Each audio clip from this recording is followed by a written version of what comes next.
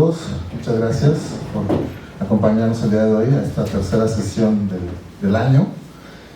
Y bueno, el día de hoy estamos aquí para presentar un libro, por demás interesante, que lleva por título El Poder Municipal, la trayectoria del federalismo mexicano desde la experiencia de los municipios zacatecanos, 1825-1875, por la doctora Miriam Moreno Chávez. El día de hoy, pues bueno, vamos a tener tres comentaristas. Al final la autora nos dará sus comentarios y impresiones sobre lo que le llevó a hacer el trabajo. Tendremos en primer lugar al doctor Sergio Valerio Ulloa, después al doctor Pedro Javier Cueto Michel, y culminaremos con los comentarios de la doctora Isami Rodríguez Pairoli. Bueno, para comenzar con este orden del día, nada más brevemente unas breves palabras sobre la trayectoria del doctor Sergio Valerio Ulloa, que ya, bueno, muchos de ustedes ya lo conocen. Él es licenciado en Economía por la Universidad de Guadalajara y maestro en Economía por la UNAM. Obtuvo el doctorado en Historia por el Colegio de México. Actualmente es profesor e investigador del Departamento de Historia del Centro Universitario de Ciencias Sociales y Humanidades de la Universidad de Guadalajara. Ha impartido cursos a nivel licenciatura y posgrado en varias universidades.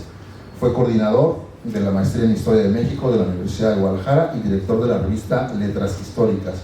Es miembro del Sistema Nacional de Investigadores desde 1996 y ha publicado diversos artículos y libros sobre historia regional de Jalisco en el siglo XIX y la Revolución, abordando distintos aspectos desde la historia rural, la historia económica, a la historia de los empresarios nacionales y extranjeros e historiografía. Bueno, le damos la palabra al doctor Sergio Valerio. Bien, muchas gracias, Miguel, por la presentación. Y antes que nada, me gustaría agradecer a la autora Miriam Moreno Chávez por haber aceptado nuestra invitación para venir a presentar su libro a este recinto como parte de las actividades de la Asociación de Historiadores de Jalisco, por lo cual nos es grato darle una calurosa bienvenida. El libro que presentamos a continuación, en términos generales, trata de la relación y evolución del gobierno municipal en Zacatecas con respecto a otros niveles de gobierno, tanto estatal como federal.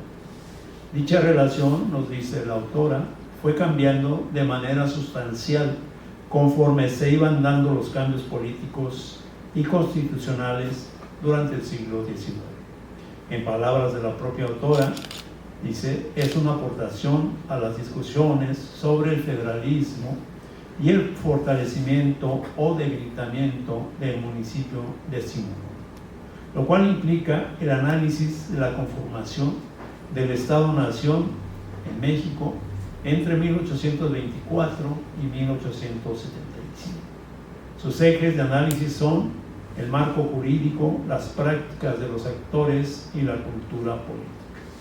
Bien, antes que nada, bueno, el título del libro es El Poder Municipal, la trayectoria del federalismo mexicano desde la experiencia de los municipios zacatecanos, 1825-1875, y está editado por la Universidad Autónoma de Zacatecas y el Colegio Mexiquense, y fue publicado en el 2022, ¿no? Bien, la hipótesis que la autora Miriam Moreno trata de demostrar a lo largo de su libro es que los municipios de Zacatecas contribuyeron directamente en los cambios al sistema federal en el periodo mencionado. Este enfoque es algo original, pues la mayor parte de los análisis sobre el tema van en sentido contrario, es decir, que es el sistema federal el que fue cambiando a los gobiernos municipales, es decir, de lo general a lo particular y no al revés. Para explicarnos este proceso, la autora dividió el periodo en tres etapas. La primera, de 1824 a 1846, caracterizada por un fuerte debate sobre el tipo de república que era necesario construir y la conveniencia o no del fortalecimiento municipal. La segunda etapa, que va de 1846 a 1875, donde se buscó afianzar a los gobiernos municipales a través de la instauración de un sistema federal que dotó a los ayuntamientos de competencias político-administrativas al grado de quererlos convertir en un llamado cuarto poder estatal. Para su análisis, la historia toma como eje teórico, metodológico, a la nueva historia política, caracterizada por incorporar elementos de la historia cultural y de las prácticas sociales, pero también recurre al marco teórico de una historia institucional. El marco jurídico o institucional es sometido a un agudo análisis por parte de la autora en cada etapa y coyuntura histórica, sobre todo tratando de explicar la relación entre actores como individuos y grupos en el ámbito municipal, estatal y nacional, pero también en las instancias intermedias como son los departamentos o distritos, caracterizados por el gobierno de las jefaturas políticas. De esta manera, y para no perder de vista los objetivos principales del libro, Miriam Moreno nos aclara que lo esencial de su trabajo es entender la autonomía municipal y el poder municipal. El concepto de autonomía municipal es definido por la autora como la capacidad de autogobierno de acuerdo con las leyes y organismos establecidos por las constituciones locales, lo cual implica la redistribución de competencias constitucionales en forma tal que los municipios conserven una serie de facultades en las que cesa la relación de subordinación respecto a los demás organismos políticos. Es muy importante detenerse en explicar el concepto de autonomía que nos proporcionó la autora, pues no es un concepto vago y general, sino situado en determinada época y contexto. Es decir, los gobiernos municipales tienen atribuciones y prerrogativas de acuerdo a cierto marco jurídico y político que delimita y permite que realice sus actividades y así se interrelaciona con otros poderes a nivel de gobiernos, como son las jefaturas políticas, los gobiernos de los estados, el Congreso estatal y el gobierno federal. El libro tiene un orden cronológico. El primer capítulo abarca de 1825 a 1853, el segundo de 1857 a 1863 y el tercero de 1867 a 1875. Es una lástima que el análisis no haya llegado hasta la Constitución de 1917, pues no aborda el periodo del Porfiriato, donde se centraliza más el poder a través de un régimen que controla los gobiernos estatales y las jefaturas políticas, y a partir de ellos a los gobiernos municipales. Y al llegar el siglo XX, con la Revolución y la Constitución de 1917, se establece el municipio libre, según la Constitución del 17.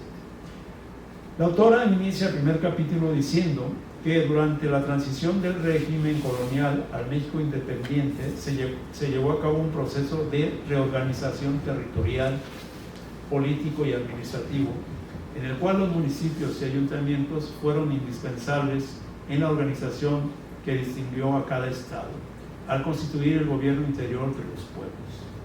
Lo que habría que señalar aquí es que la organización territorial de la nueva nación sigue en gran medida los moldes que el régimen colonial había marcado, sobre todo a partir de las reformas borbónicas, con las ordenanzas de 1786, al conformar las dos intendencias en que se dividió el territorio de la Nueva España. Estas fueron el antecedente de los estados de la Primera República Federal Independiente y también heredó los pueblos y ayuntamientos que sostenía. Sin embargo, a partir de la Constitución de Cádiz de 1812, los ayuntamientos se multiplicaron debido a que ya no necesitaban una cédula real para su fundación, sino solo la condición constitucional de cumplir con el número establecido en ella, o sea, 1000 almas o habitantes. Los ayuntamientos, como dice Miriam, estarían conformados por un procurador síndico, alcaldes y regidores, presididos por un jefe político, donde lo hubiera, y en su defecto por el alcalde o el primer nombrado entre estos, si hubiera dos. Es muy importante detenernos en el uso de los conceptos, que comúnmente se toman de forma un tanto coloquial y superficial, Y esto da origen a muchas confusiones y equívocos, como son los conceptos del pueblo, nación, ciudadano, ayuntamiento o municipio.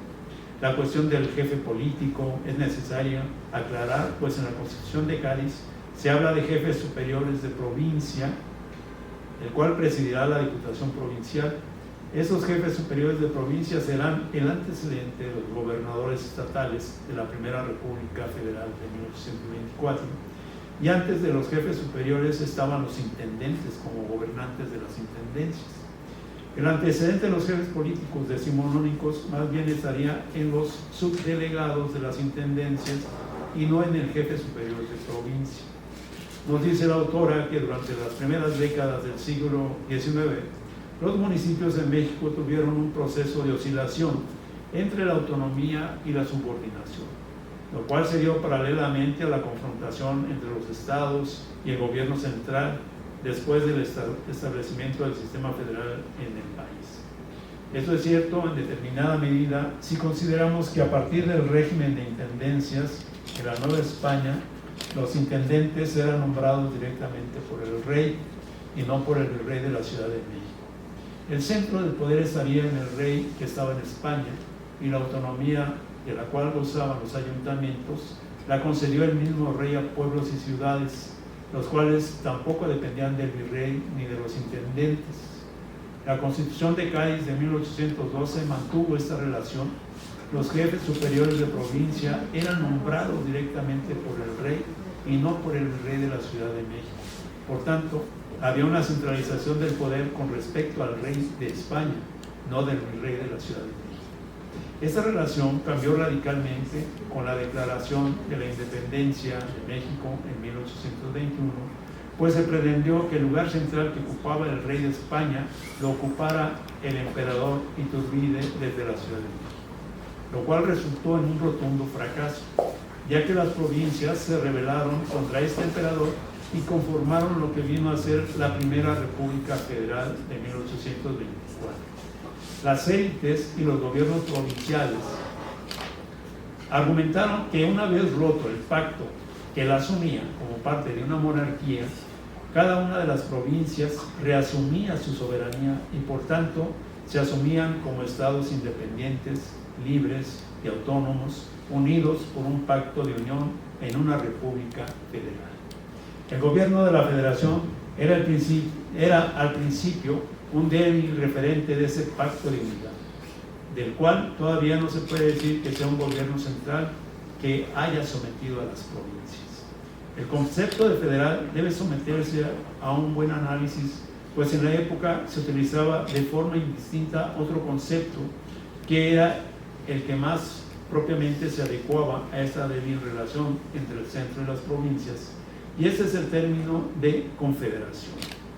Cada estado era autónomo, independiente e igual que sus vecinos, y el gobierno central no tenía la fuerza para imponer sus condiciones a los gobiernos provinciales.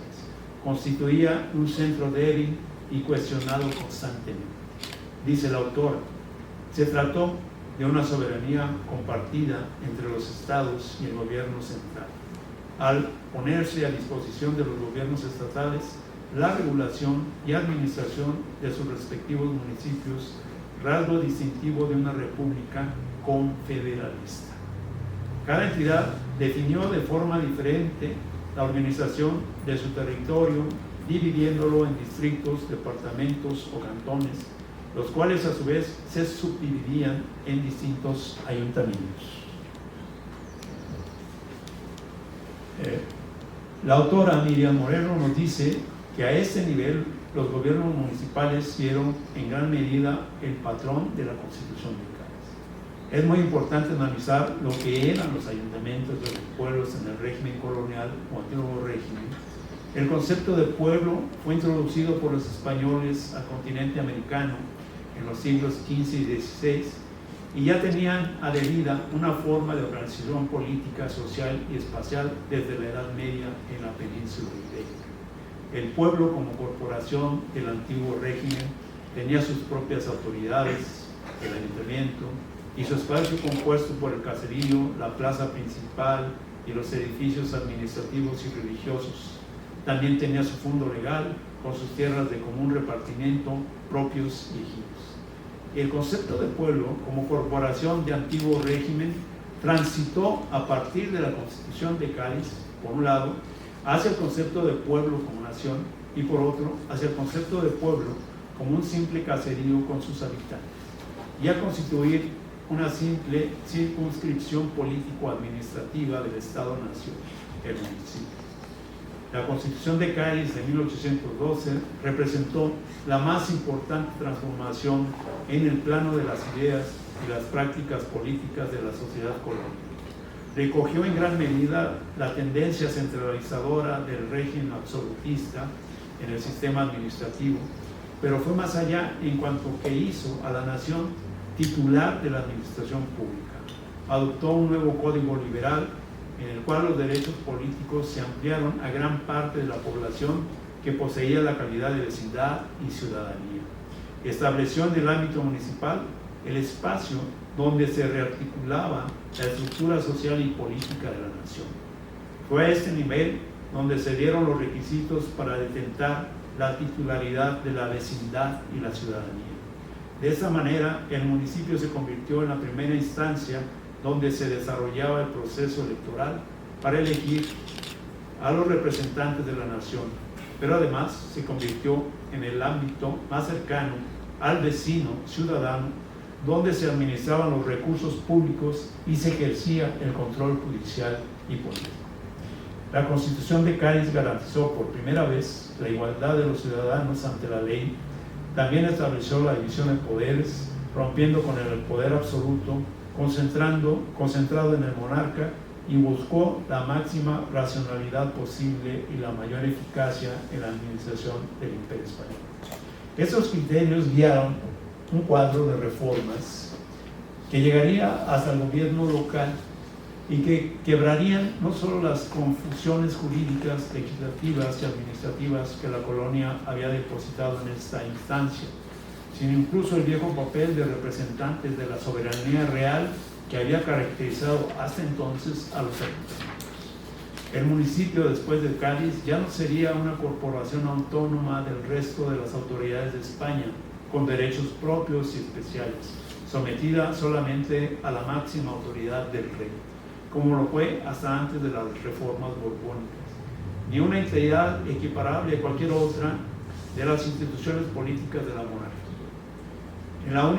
con la única obligación de rendir cuentas sobre el uso de sus propios arbitrios al rey, sino que se convirtió en parte del poder ejecutivo del nuevo Estado. Como en la de 1824, además de la división de poderes, estableció un sistema federal conformado por estados que constituían entidades autónomas, independientes, pero ligadas entre sí por un débil pacto de unidad. Este sistema federal tenía una fuerte línea de continuidad con la anterior división político-administrativa de la Constitución gaditana, que estableció las diputaciones provinciales, que a su vez estuvo basada en las intendencias de 1786. La Constitución de 1824 delegó a los estados todo lo referente a su gobierno interno.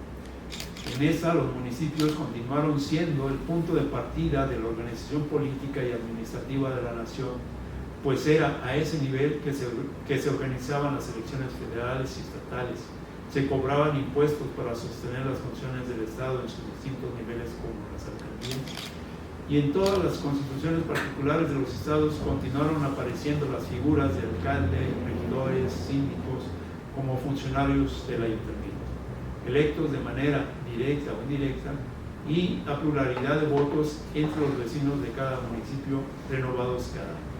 También aparecieron autoridades intermedias como los jefes o prefectos políticos para cada departamento o cantón, quienes fiscalizaban y controlaban a los ayuntamientos. A partir de entonces, los municipios en México siguieron ocupándose de la policía, la salubridad y comunidad, la instrucción pública, la construcción de caminos, calzadas y puentes, de fomentar el comercio, la agricultura y la industria, y de cuidar las instituciones de beneficencia, a pesar de la precariedad y pobreza en la que sobrevivía la mayoría de los ayuntamientos. pues sus recursos y sus ingresos, los propios y arbitrios, eran tan pocos que apenas alcanzaba para cubrir sus funciones más esenciales. En tales condiciones, los ayuntamientos tenían muy poco que defender en su recelo autonomista.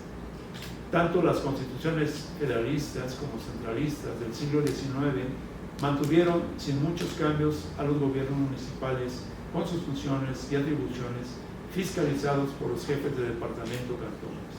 Y no fue sino hasta la Constitución de 1917 que este nivel intermedio de cantones y departamentos desapareció junto con los jefes políticos y se estableció el municipio libre y autónomo en relación a su gobierno interno.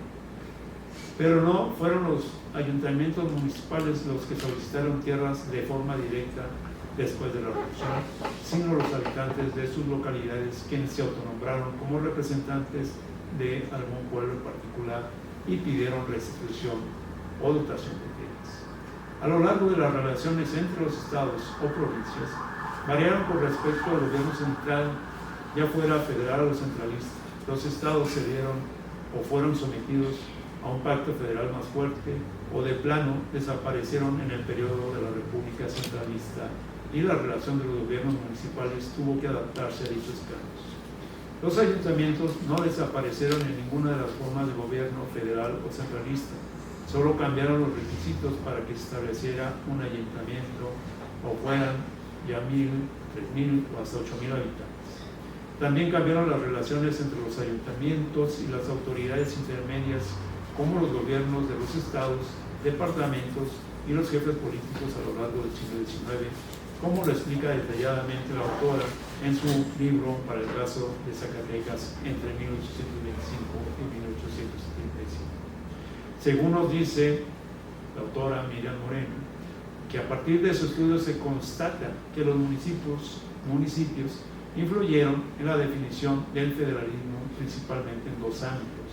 El primero, en su intervención en los debates sobre las reformas a las constituciones estatales, y en segundo, a partir de las continuas peticiones y demandas orientadas a la creación de municipios o congregaciones y al control de los recursos naturales y fondos municipales. Concluye la autora que las formas que tomó el federalismo durante este periodo fueron producto de la interrelación entre las tres esferas del poder: la federación, los estados y los municipios. Por lo cual sostiene que los municipios de Zacatecas contribuyeron en los cambios que caracterizaron al sistema federal de entre 1825 y 1875. Y dice que su obra contribuye al debate historiográfico sobre la mayor o menor autonomía que pudieron conservar los municipios a lo largo del siglo XIX. Bueno, no me resta sino invitar al público a leer esta excelente obra de la autora Miriam Moreno y agradecer nuevamente la gentileza de permitirnos presentar su libro en este evento de la Asociación de Historiadores de Jalisco y finalmente pues una felicitación por la publicación del libro. Gracias.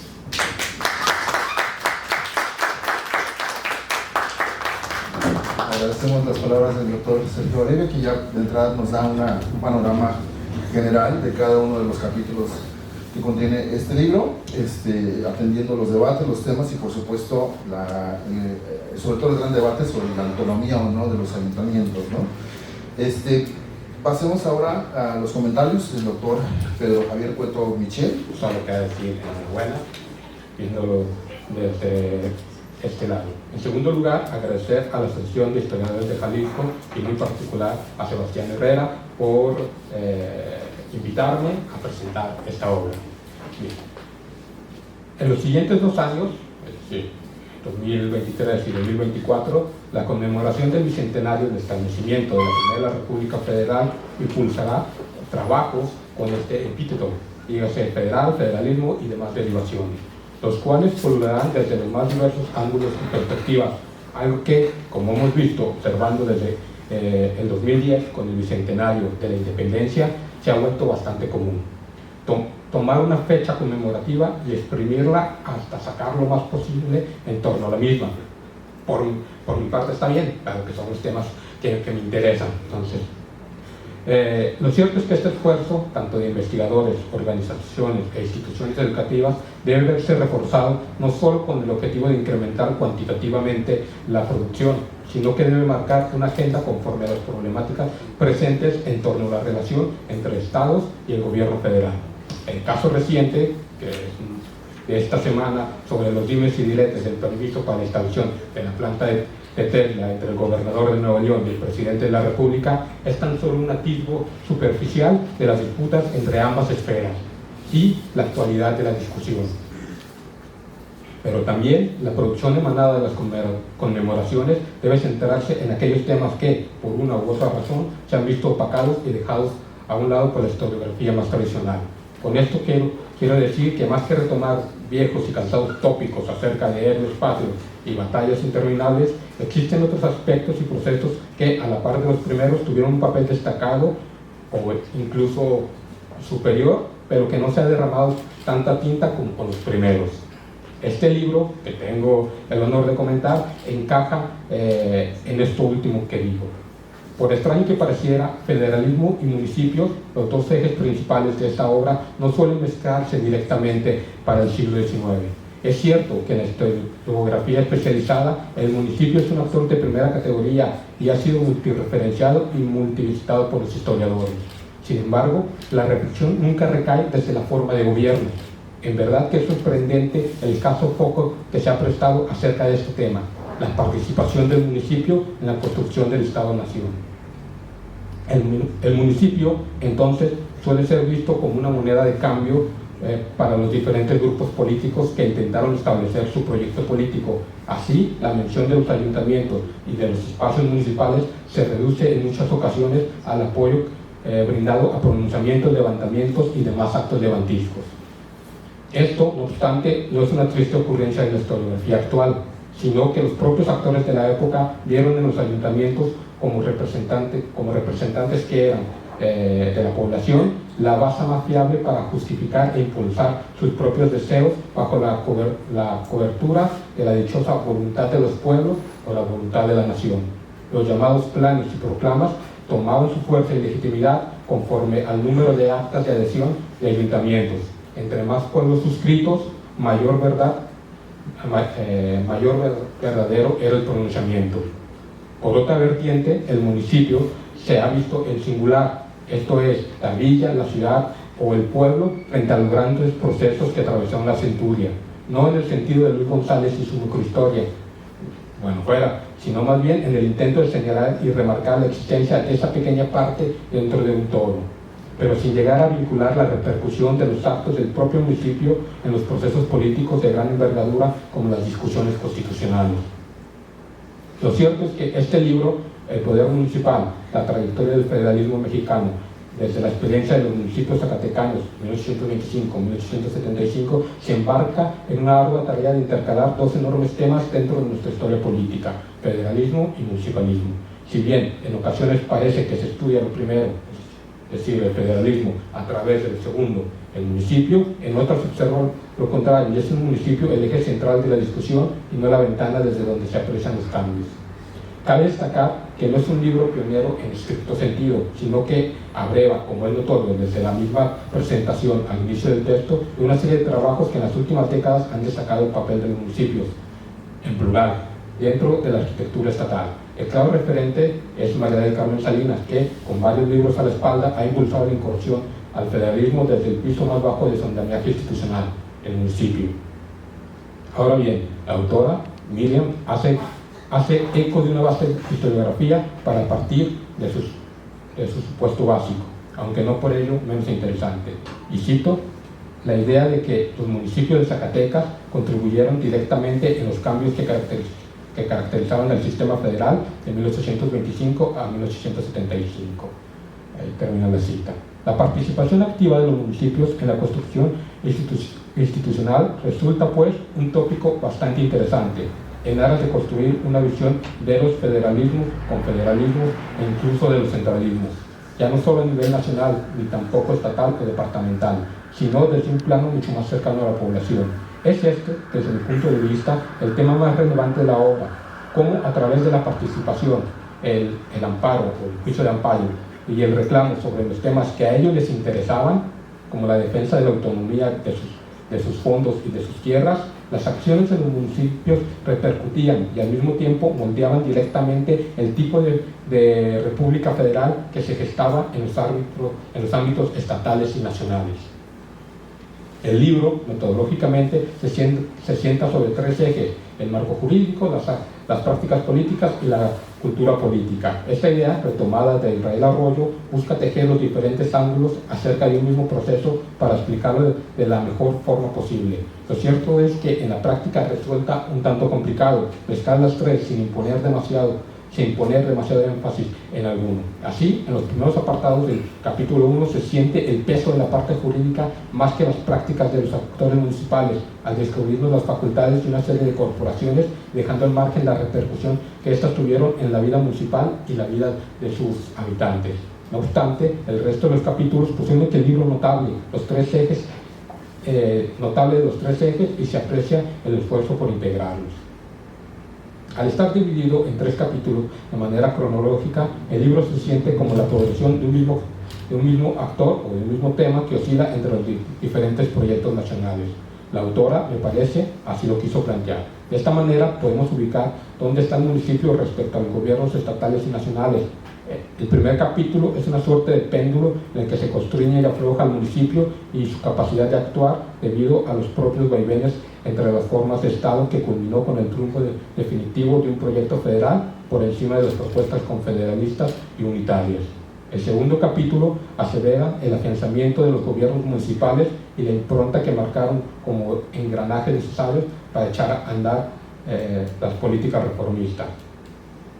Por último, en el tercero es la consolidación de este autonomismo municipal y, en los últimos años, un retraimiento de esta política con la finalidad de mesurar el poder municipal. Un tema que particularmente me llama la atención y que es un vértice importante del libro es el poder que los municipios obtuvieron con la ruptura del orden colonial durante la década de 1810.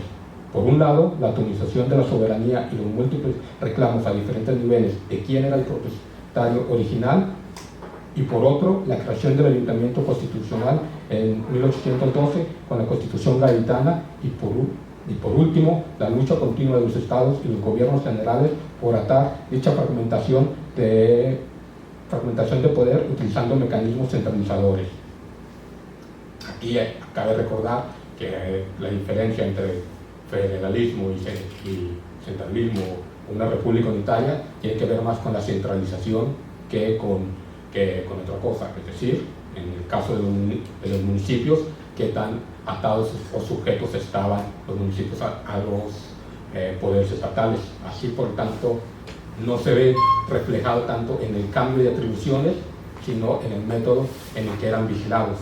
El hecho de establecer jefes políticos y directores políticos y toda esta serie de individuos no implicaba que menos atribuciones para los municipios, sino una mayor supervisión por parte del poder central, que cuales eran agentes dichos prefectos.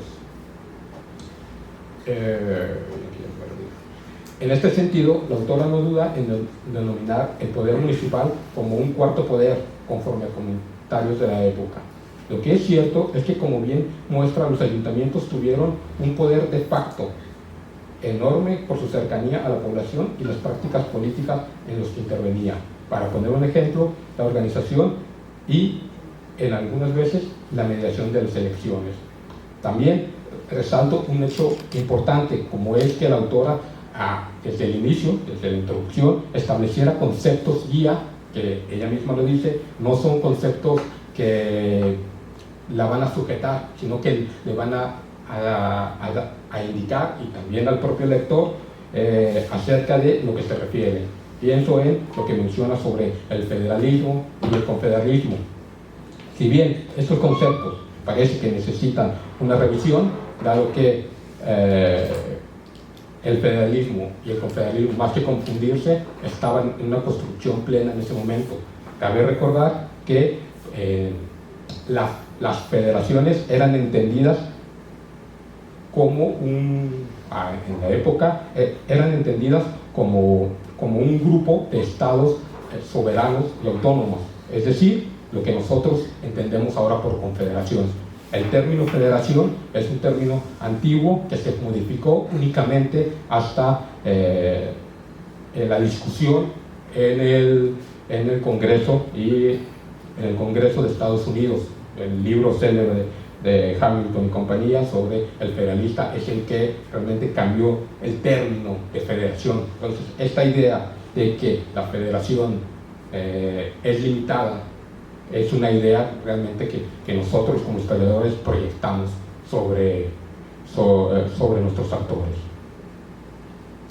Ya para finalizar, y aprovechando la jerga de otros lados, quisiera dejar una pregunta a la autora de manera muy abierta acerca de las áreas de oportunidad que hay en su obra, y pienso una en concreto: ¿qué tan viable es trasladar este análisis que realizó para el municipio de Zacatecas para otros estados? Cabe resaltar que Zacatecas, dentro de los estados, tiene varias particularidades dentro de su construcción,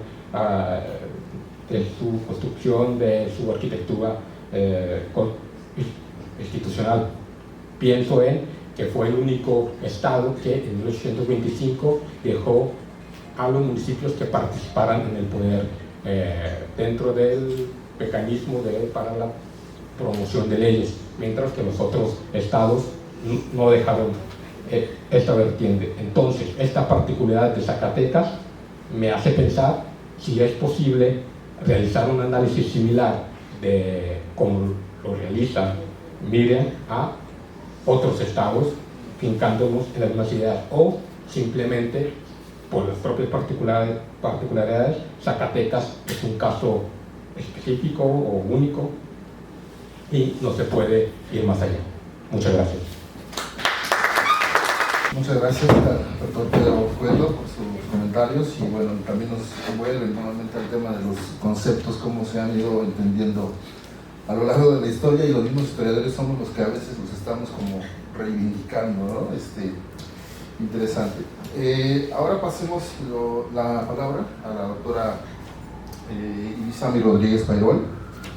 Bueno, ella cursa el doctorado en Historia de la Universidad de Guadalajara, es maestra en Historia, en Estudios Históricos Interdisciplinarios por la Universidad de Guanajuato, y licenciada en Historia por la Universidad de Cienfuegos en Cuba. Miembro regular de la red Atarraya, Historia Política y Social Iberoamericana. Investiga temas relacionados con historia política, conceptual e historias conectadas, en particular sobre partidos políticos, construcción de la ciudadanía política en Cuba y el concepto municipio en Cuba y México, siglos XIX y XX. Temas abordados en diversos congresos y conferencias, y sobre los que también han publicado varios artículos y capítulos del libro. Entre ellos, una recuperación necesaria del municipio en la obra de Francisco Carrera y Justiz en el 2022, de la Constitución de Cádiz al proyecto de estatuto para el régimen municipal, territorio y proceso electoral en los municipios cubanos del siglo XIX, esto en el 2021. Además, ha impartido docencia en las universidades de Cienfuegos, La Habana y Guanajuato, así como realizado estancias de investigación en el seno del Grupo de Historia Social Comparada de la Universidad de Castellón de la Plana, España, 2017. Y en el Archivo Histórico de la Oficina del Historiador de la Ciudad de La Habana, en 2022, su labor ha sido distinguida con el reconocimiento al Mérito Universitario 2018, Mejor Trayectoria Académica de Generación, que lo otorgó la Universidad de Guanajuato, y con la mención en la categoría del libro por Cienfuegos 1898, un estudio desde las formas renovadas de la historia política, en la jornada de investigación histórica literaria Florentino Morales en Cienfuegos, Cuba, en el 2019. Buenas tardes, muchas gracias. Bueno, primero agradecer a Miriam la confianza para la presentación de su obra el día de hoy, y también, por supuesto, a la presidencia de la Asociación de Historiadores de Jalisco, en especial al doctor Sergio Valerio, y al doctor Herrera también, que estuvo apoyando toda la preparación de este evento desde el año pasado. Yo también me voy a permitir leer para no desviarme demasiado y tampoco extenderme y dejar tiempo también para que Miriam nos pueda comentar pues algunas ideas sobre la obra. Si algo demuestra el libro que hoy presentamos es el camino e interpretación del federalismo en México, no fue fácil, ni mucho menos lineal. Ver la trayectoria zacatecana desde el lente de los municipios, estos también con posturas diversas y en ocasiones encontradas u opuestas entre ellos, enriquece las interpretaciones al respecto y nos muestra un sólido objeto de estudio. Dividiremos nuestra presentación en 3 momentos. Primero, destacaremos algunos elementos de la investigación que sustenta el libro, luego hablaremos del contenido de los capítulos y por último plantearemos algunas observaciones y preguntas a la autora. Vale la pena referirse a la sistematización de información que logra la autora en los 17 cuadros, 3 mapas y 3 anexos que encuentra el lector al recorrer las 258 páginas que conforman la obra. La amplia consulta de fuentes, compuesta por material de archivos, hemerografía, folletería y recursos electrónicos, también se valora. El rastreo minucioso de los marcos normativos y la legislación es notable. Es de destacar el diálogo con otros estados constantemente. Es decir, aunque se estudie el caso de Zacatecas, vienen a colación constantemente autores de valiosa trayectoria en cuanto al estudio del federalismo y del municipalismo, y también otros casos de estudios como el caso del Estado de México, de Hidalgo, Yucatán, Jalisco, Aguascalientes, San Luis Potosí, Sonora, Oaxaca, Chiapas y Veracruz. Pero existen también numerosos puntos de conexión y coincidencias con otras experiencias políticas municipales en Hispanoamérica, y adelantamos como es el caso también de Cuba, y lo notamos en la obra. Lo que, a pesar de las diferentes trayectorias políticas, nos habla de una cultura política e institucional compartida. Además, vale destacar que el libro es producto de un largo proceso de investigación, como destaca la autora, y la participación en varios proyectos conjuntos auspiciados tanto por el CONACYT como por las 2 instituciones que coeditan el libro, tanto la Universidad Autónoma de Zacatecas como el Colegio Mexiquense. En el caso de la obra está conformada por una introducción, 3 capítulos, un apartado de fuentes, etc. En el caso de la introducción, desde ella la autora traza las principales coordenadas de la obra. Subraya que si bien tanto el federalismo como el municipio son grandes temas a los que se ha dedicado atención y discusión, de las que se han derivado perspectivas y variantes de interpretación, aún queda mucho por desentrañar.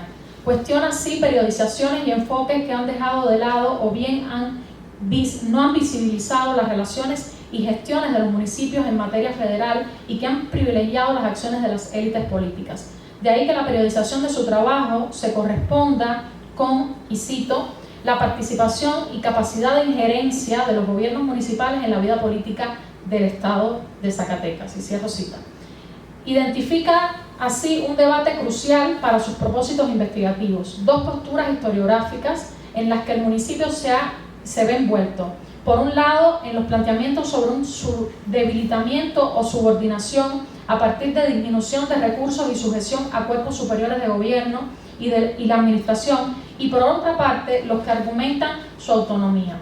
Y agregaría yo su resistencia, que se vio fomentada por las experiencias electorales y la transferencia de poder y de autogobierno a los pueblos y comunidades locales. Como consta en el título de la obra, la doctora Moreno Chávez se centra en los municipios del estado de Zacatecas, entre los años 1825 y 1875, en los que despliega un intenso debate por la definición de la forma del gobierno federal, en convivencia con las propuestas confederalistas y centralistas, así como las interpretaciones propias de estos, que se gestaron en los diferentes estados.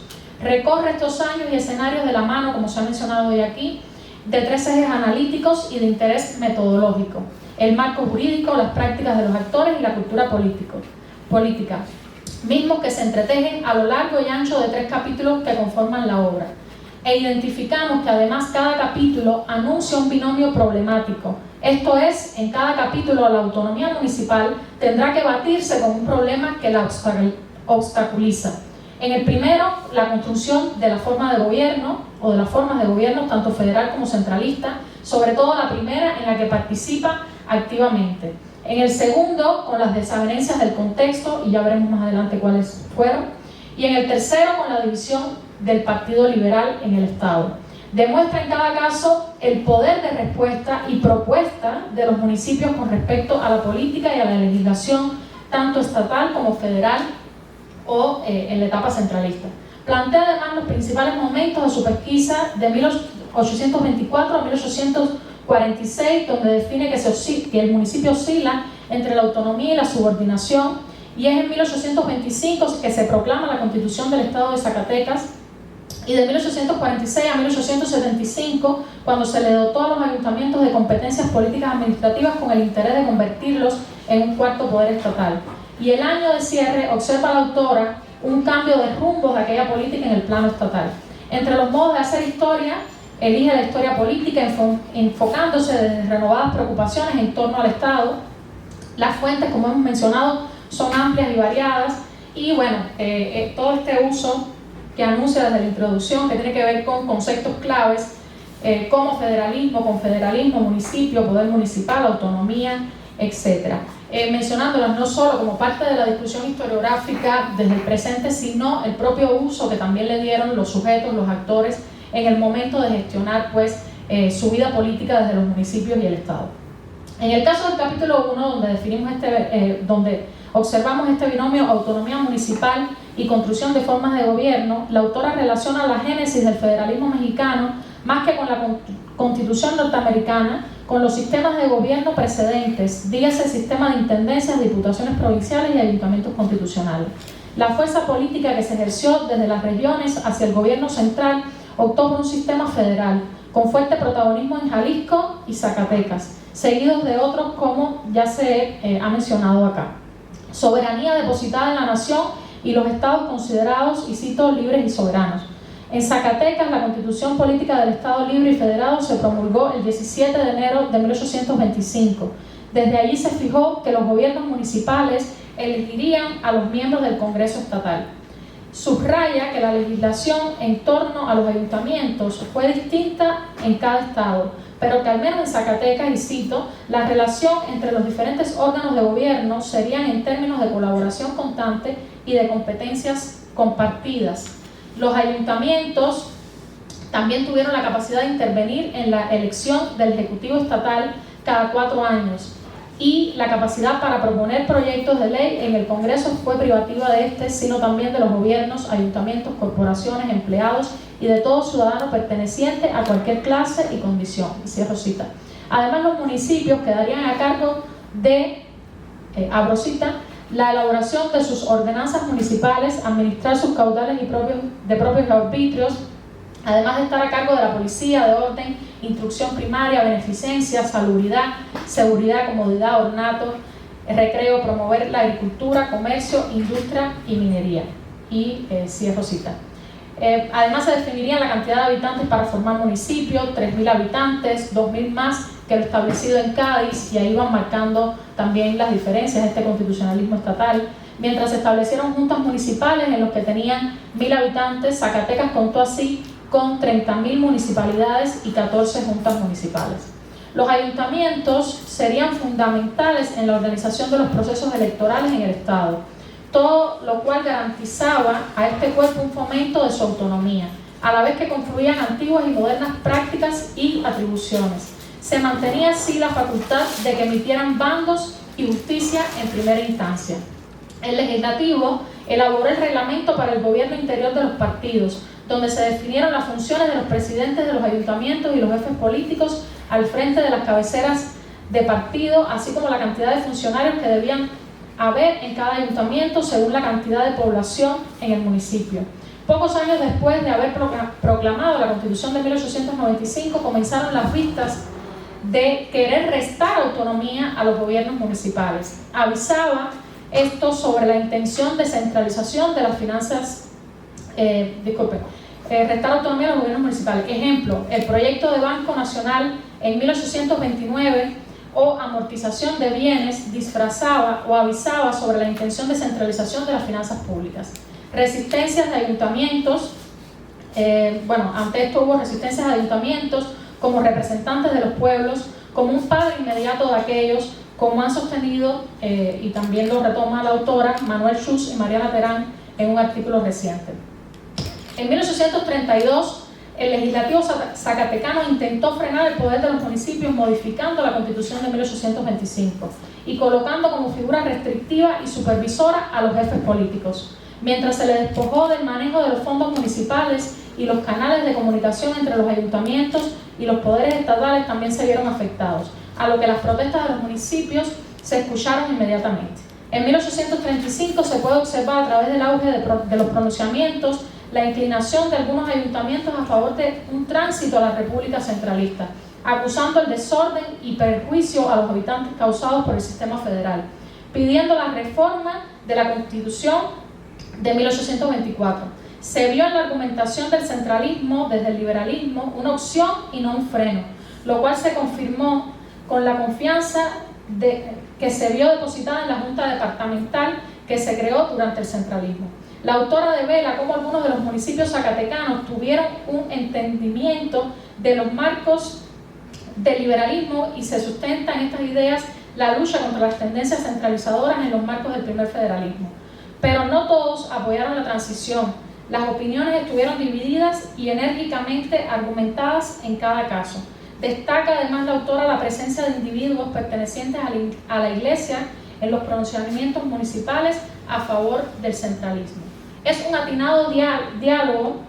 En un atinado diálogo con Reinaldo Sordo, la autora del libro insiste en un punto también estudiado ya por Catherine Andrew, y es que de manera alguna las bases centralistas fueron la antítesis de la Constitución Federal de 1824, como sostuvo la historiografía por largos años desde inicios del siglo XX. Por otra parte, el potencial económico y militar de las regiones, como Zacatecas, llevó al recelo y los ataques del centro que lanzó sobre ellos a sus tropas, apropiándose de sus recursos y capitales. El centralismo promovió también la conformación de juntas departamentales y dispuso todo un andamiaje constitucional, político y administrativo que permitiera, y cito, mantener un centro fuerte con departamentos consolidados al interior de sus demarcaciones, pero con limitaciones al exterior que permitieran mantenerlos bajo control. Cierro cita.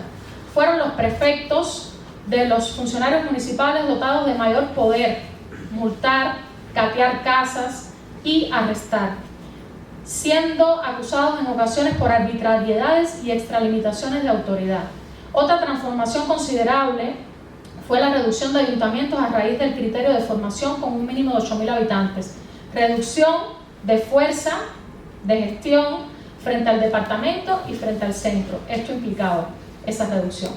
Aunque siguió vigente el derecho de petición para defenderse, además de que siguieron participando en la elaboración de ordenanzas municipales y reglamentos de policía, lo cual les daba margen a presentar demandas y modificaciones, echando mano de alusión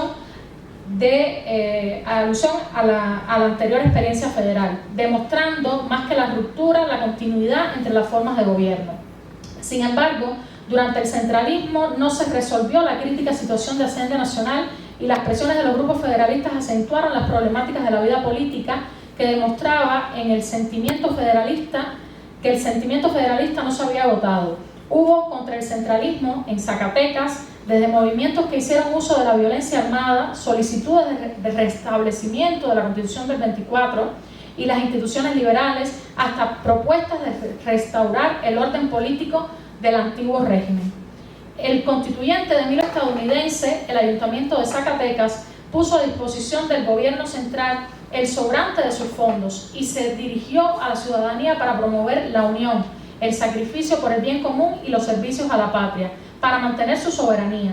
Pero otros municipios del estado sufrieron durante los mismos años los ataques de indios bárbaros, por lo que tuvieron que concentrarse en la defensa interna sin poder aportar de manera significativa al conflicto bélico con Estados Unidos, acudiendo a cargas extras e impuestos extraordinarios que recayeron sobre los vecinos. Además, y en plena experiencia federalista, el gobernador estatal de Zacatecas implementó, cito, política hacendaria centralizadora, pero su estrategia fue insuficiente para resolver la situación económica de las municipalidades, debiendo hasta los sueldos de sus empleados.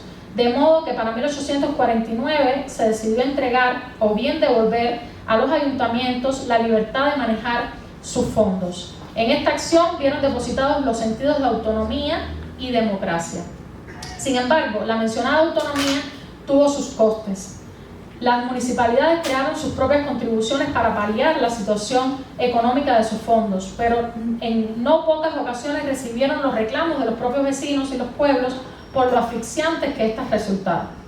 En los años 50 se pusieron en duda los procedimientos de elección y representación establecidos en la Constitución Estatal de 1832 para los poderes ejecutivo, legislativo y judicial. Las posturas de los diputados zacatecanos estuvieron divididas, pues rondaba el peligro de intereses partidistas, regionalismos y aspirantismos. No hubo consenso y ello quedó reflejado en la Constitución Estatal de 1852. Es también de este año un nuevo reglamento económico-político de los partidos. Existe ahí entonces una apertura a un camino que llevó a la elección popular y directa de los jefes políticos en 1857. Los ayuntamientos y los municipios no fueron pasivos ante la reformulación constitucional. Aunque no todos reaccionaron del mismo modo, en 1849, plantea la autora, un 67.5% de los gobiernos municipales enviaron sus opiniones y propuestas al Congreso del Estado. El tema religioso fue de los temas más enconados. Varios ayuntamientos reclamaron que la religión católica quedara explícita en la Constitución, sin dejar al margen las tolerancias y posibles rebeliones. Se expresaron también los ayuntamientos sobre la débil administración de justicia que prevalecía en el Estado, con un poder judicial poco atendido con respecto al Ejecutivo y al Legislativo. También se opusieron a que se otorgasen derechos constitucionales a los extranjeros, que le permitieran ocupar cargos públicos, y sobre el filtro desmedido e injusto que significaría disponer sobre la ciudadanía a partir de la educación, o sea, el asunto de la ignorancia de los pueblos que se planteaba. Pues de ser así, y cito, habría pueblos que solo contarían con 15 o 20 ciudadanos. Cierro cita. Se apreciaba a través de ello la interpretación que se hacía desde los municipios del federalismo, la libertad y los derechos constitucionales. De modo que el autor asume que no se puede hablar en este amplio periodo de una concepción unívoca del federalismo, sino de varias interpretaciones y puesta en práctica del mismo en los diferentes niveles de gobierno. En el caso del capítulo 2, donde se ve esta cuestión problemática entre autonomía municipal como democracia, como autogobierno, pero que también constantemente se encuentra en complejo enfrentamiento con las diversas adversidades que se van dando, plantea la autora que en la segunda mitad del siglo XIX, entre 1857 y 1863, marcado contextualmente por el régimen santanista y la revolución de Ayutla, que le hizo frente intentando salvaguardar las garantías individuales, como resultado, los liberales se colocaron al mando y dieron a luz a la Constitución del 57, que impulsó un federalismo atento del crecimiento económico y que desarticuló las antiguas formas de propiedad, aquellas que se encontraban en manos muertas de ayuntamientos y comunidades eclesiásticas e indígenas. Aparece el derecho, toda una discusión en torno al derecho de petición, al juicio de amparo, a la secularización. A partir de aquí, de 1857, se asume una doble interpretación de esa autonomía municipal. Por el legislativo, la idea de ligar al municipio con la democracia, mientras los municipios la comprenden como autogobierno, control de recursos naturales y libertad en el manejo de las finanzas. Las prácticas de los actores municipales definieron los rumbos de los acontecimientos históricos en la localidad, según la autora, demostrando la resistencia y el rechazo o la aceptación y adaptación a las ideas y cambios políticos. Si bien en otras entidades, a partir de 1857, los municipios quedaron sujetos a los mandatos estatales y federales, Moreno Chávez advierte que en el caso zacatecano se dieron libertades constitucionales a los municipios y fueron otras circunstancias, como la guerra de reforma y la llegada del Segundo Imperio, lo que impidió su desarrollo. A favor de la autonomía y el poder municipal, la Constitución de 1857 en Zacatecas promovió la elección popular del jefe político y su duración en el cargo por 4 años sin reelección.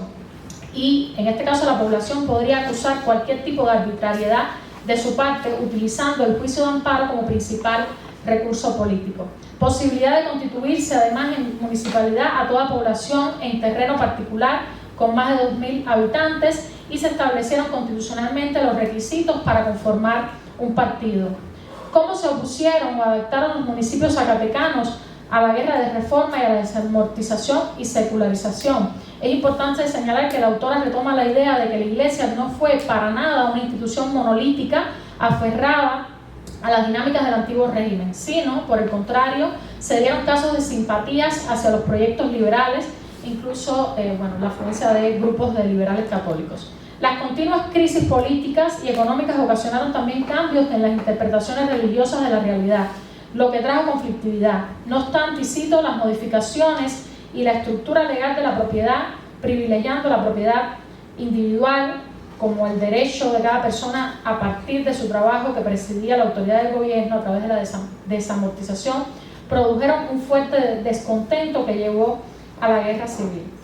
La aceptación por parte de los municipios de la Constitución Estatal de 1857 tuvo sus facetas. Hubo autoridades mediadoras como los propios jefes políticos que apoyaron los rituales, valga la redundancia, políticos para la jura del texto constitucional, mientras que en otros municipios se negaron a aceptarla. No obstante, los preceptos constitucionales fueron aprovechados por algunos para hacerse con el derecho de propiedad, buscaron constituir municipios en pueblos ubicados en haciendas y pedir ejidos. E incluso desde las propias municipalidades se cooperó en algunos casos para combatir las irregularidades que intentaron obstaculizar la correcta aplicación de la ley de desamortización. Fue una coyuntura tensa de enfrentamientos. Los ciudadanos sintieron la coerción ejercida por ambas instituciones, Iglesia y Estado. Se vieron, estaban en juego su identidad, la fe, la convicción, pero también los empleos. El Estado además amenazó con el exilio a algunos de los vecinos, a la prisión. De todo ello dio cuenta la prensa a nivel municipal, aunque algunos medios sintieron el control de sus opiniones por parte del Estado. Las municipalidades además fueron receptoras de las actitudes divididas de los curas ante la jura de la Constitución y el proceso de desamortización. Algunos, a modo de resistencia, se negaron a cumplir sus deberes y a brindar sus auxilios espirituales, a casar o a dar sepultura a los necesitados en las correspondientes comunidades. Así que el gobierno decidió multarlos y hasta desterrarlos en las entidades por sus incumplimientos. Otros eclesiásticos, y cito, se negaron a participar en las decisiones generadas en contra del gobierno estatal. Cierro cita. Se negaron, no obstante, señala la autora, que las misas se convirtieron en escenarios de discordia, ya que tuvieron lugar enfrentamientos directos entre curas y funcionarios municipales. En los diferentes municipios se dieron motines e invasiones que llegaron a ocasionar que se suspendieran las actividades de los poderes estatales, pero también algunas poblaciones perdieron su categoría de municipalidad. Circunstancias que se aprovecharon por las gavillas de bandidos que, camuflajeándose como constitucionalistas, se lanzaron sobre los pueblos con el objetivo de saquearlos. Varios de los municipios zacatecanos se opusieron tajantemente a la secularización del Estado y fue una postura que sostuvieron por años. Concluida la guerra, para el año 1861 se impulsó una rehabilitación ciudadana que intentó sanar las diferencias marcadas por el hecho de haber jurado la Constitución de 1857 o haberse resistido a hacerlo, lo cual tampoco fue un proceso dócil, como tampoco lo fue poner en práctica dicho texto constitucional. Las municipalidades zacatecanas habían quedado sumidas en el desorden económico y administrativo y tuvieron poca oportunidad de recuperarse. Con la invasión francesa a la puerta y la oleada de numerosas gavillas de bandidos acechando los pueblos, esto condujo a la alianza entre estados que se compartieron refuerzos militares. Además, fue necesario crear nuevos impuestos para paliar la situación económica de las municipalidades y sostener los gastos militares que generaba la defensa de sus territorios frente a aquellos ataques. En aquella coyuntura, el Ejecutivo Estatal se le otorgaron todos los poderes y autoridad. Y cito, estas facultades extraordinarias, y es uno de los puntos interesantes que decía que tienen contacto también con otros casos hispanoamericanos, como es el caso de Cuba, ¿no? Para la toma de decisiones que garantizaran la defensa y seguridad del Estado. Por otra parte, los vecinos respaldaron con expresiones de patriotismo, nacionalismo y defensa de la soberanía estatal, dándole sentido a un federalismo donde se priorizaba la patria chica. Como señala la autora, en este contexto, donde se consideró necesario impulsar un grupo de reformas constitucionales para el Estado, se discutieron la soberanía del pueblo, la elección directa y en primer grado de los poderes estatales, la no reelección inmediata de funcionarios como el gobernador y el jefe político, y evitar que las cabeceras ejercieran influencia sobre las demás municipalidades, así como la aspiración de crear nuevas municipalidades y formar parte de otros partidos, sumado a las dificultades para la adquisición de ejidos. Como también abogaron por el uso y aprovechamiento de las aguas en terrenos zacatecanos, enfrentando el bien procomunal a los intereses particulares y privilegios de los hacendados, y en el caso de la propiedad privada. En algunos casos pidieron indemnización de las corporaciones que adquirían rentas por acceso al agua de los ríos en su jurisdicción. Ambas cuestiones como búsqueda de autonomía. Todas las anteriores fueron solo algunas de las demandas y opiniones de los gobiernos municipales y locales que se escucharon en el Congreso Zacatecano, haciendo uso de conceptos de procedencia liberal y constitucional para plantearlos. En un último capítulo se pone a discusión este poder o autonomía municipal con la división del grupo liberal en el Estado y cómo esto da el traste o arruina esa autonomía. La República restaurada en 1867, reconquista, y cito, reconquista de independencia, victoria del grupo liberal sobre el conservador y la reivindicación de la Constitución de 1857, hace también un análisis de que este grupo liberal no era homogéneo. A su interior se perfilaban facciones con diferentes proyectos de nación, y en Zacatecas la división de los liberales en tres posturas se manifestó tanto en los planes constitucionales como sobre la cuestión municipal. Sobre el municipio, en el federalismo de interpretación zacatecana hubo dos proyectos.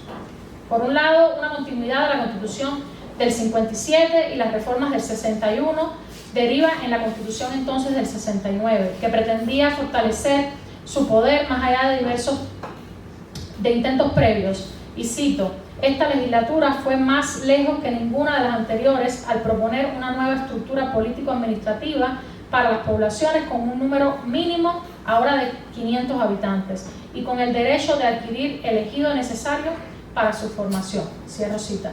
Además de que en materia de propios arbitrios pasarían a estar bajo la supervisión de los jefes políticos, cuyas atribuciones fueron reducidas, teniendo solo voz informativa, a estar únicamente sujetos los municipios a las leyes generales y de Hacienda.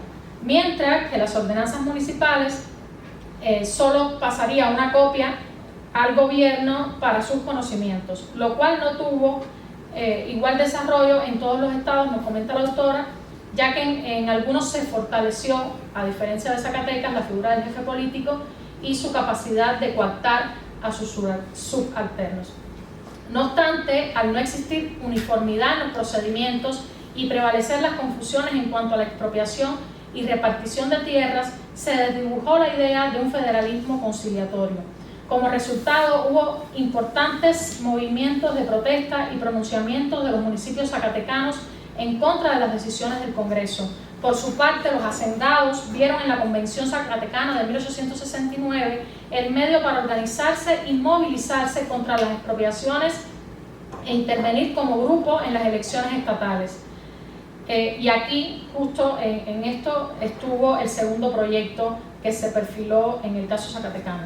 Iniciativa que el gobierno de Zacatecas intentó obstaculizar por varias vías. Entonces, lo que sí se dibujó fue un panorama confrontativo de dos proyectos sobre la vida de los municipios en el Estado que daban sentido al federalismo en aquella etapa.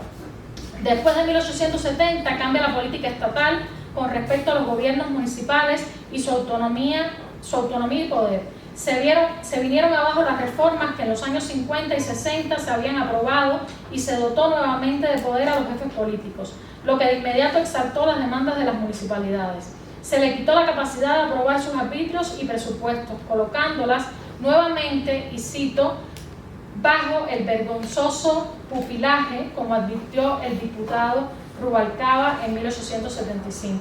Entre los propios vericuetos y el ascenso de nuevos actores políticos, el Congreso local siguió discutiendo, cito, la necesidad de proteger y reforzar la autonomía municipal. Cierro cita. Las reacciones a las adiciones y reformas a la Constitución de 1857 en 1873 profundizaron la incomodidad en las comunidades y los municipios en varios casos se negaron a prestar protesta. y además se desregularizaron los procesos electorales. De inmediato se hizo sentir la coacción, la supresión, las sanciones, multas, encarcelamientos y revocación de derechos ciudadanos por parte del poder estatal, lo que además desembocó en diversas posturas entre los diputados. De ahí que por medio del juicio de amparo los municipios zacatecanos buscaron el modo de relacionarse entonces con los poderes judiciales de la Federación, llevando al Estado de Zacatecas hacia reclamos de soberanía frente a la justicia federal. Llegado el porfiriato, a la altura de 1896, señala la autora, los municipios perdieron muchas de sus facultades en cuestiones como el cuidado de la enseñanza pública y el manejo de sus fondos, así como los jefes políticos dejaron de elegirse popularmente, pasando a ser elegidos por los gobernadores estatales. Páginas que nos ponen al tanto de los ires y venires entre control, autonomía, tradición, usos y costumbres de los pueblos, esta defensa de la religión, de los derechos de propiedad y las nuevas prácticas políticas. Bueno, las conclusiones son también muy interesantes, habla de estas continuidades, rupturas que se dan, cómo este proceso nos ilustra sobre este proceso de larga duración. Y yo, para concluir, siguiendo un poco la tónica del doctor Cueto, quisiera dejarle algunas observaciones o preguntas a la autora que quizás pueda ella ampliar, ¿no? Por una parte, en función de qué se elige, elegiste la fuente de investigación, ¿no? A mí me llama mucho la atención, ya que consideramos que las actas capitulares de los ayuntamientos como fuentes pudieron ser más explotadas, ¿no? Sin embargo, reconocemos que en el archivo histórico del Estado de Zacatecas parece haber un tesoro, un caudal muy bien sistematizado, o eso sospecho, pero sí quiero preguntar cuáles son las razones prácticas, o cuáles fueron las razones prácticas por las que se eligió toda esta documentación de los poderes estatales como ventana o mirador que permiten ver entonces los casos de todos los municipios, ¿no? No te vas directamente a actas capitulares, sino que escoges esta documentación estatal para explorar entonces los casos municipales, ¿no? Y su dinámica. Por otra parte, en la obra, el recabar opinión de los municipios durante estas etapas federalistas, en algunos casos, por ejemplo, como en 1832, planteas de que estuvo normado, es decir, el Estado normaba que cuando se iba a hacer una reforma a la Constitución o cuando se iba a aprobar alguna iniciativa, se le hiciera esta consulta a los diferentes municipios. Entonces, mi pregunta es, ¿qué es aquí lo significativo? Porque más que la excepción, era algo que estaba normado. Entonces, el hecho de participar lo significativo es el hecho de participar o el contenido de esa participación, ¿no? Es decir, el potencial que tiene esa respuesta que dan los ayuntamientos, lo que argumentan, el vocabulario político que utilizan para la época. Es decir, ahí es donde está la fortaleza y la potencialidad, o en el hecho mismo de que participen, resistan, den una respuesta, etcétera, ¿no? Y por último, quisiera, no sé, que nos comentaran un poco si la pérdida u obtención de la autonomía municipal se asocia en este periodo que estudias únicamente al asunto de los recursos y su manejo, o tiene también que ver con lo simbólico, lo identitario, la mantención, por ejemplo, de la religión, que es algo en lo que te enfoca bastante, ¿no? ¿Cómo lo ves ya luego de escrita la obra y cómo valoras, ¿no?, esto en el proceso que has estudiado? Entonces sería todo de mi parte. Gracias. Muchas gracias a la doctora Elizami Rodríguez por sus comentarios. Como ustedes se dan cuenta, nos da también otra perspectiva de cómo podemos leer este libro que presentamos el día de hoy, ¿no? Incluso desde el debilitamiento del Estado, que estamos hablando de una formación del Estado, y eso, digamos, que le da más fuerza al municipio, y con el porfiriato parece que esto se va desmoronando un poco. Bueno, ahora damosle la palabra a la autora del libro que hoy se presenta, la doctora Miriam Moreno Chávez. Ella es licenciada en Historia por la Universidad Autónoma de Zacatecas, maestra en Historia por el Colegio de San Luis y doctora en Humanidades por la Universidad Autónoma Metropolitana.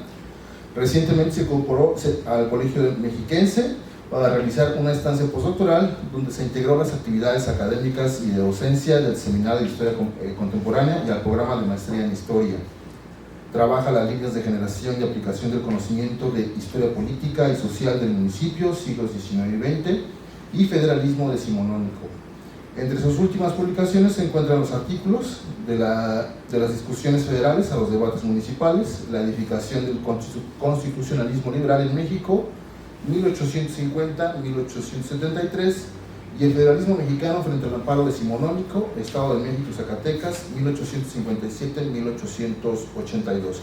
Autora del libro El Poder Municipal, que hoy se presenta, la trayectoria del federalismo mexicano desde la experiencia de los municipios zacatecanos, 1825-1875, vale recordar que está editado por la Universidad Autónoma de Zacatecas y el Colegio Mexiquense en el 2022, ¿verdad?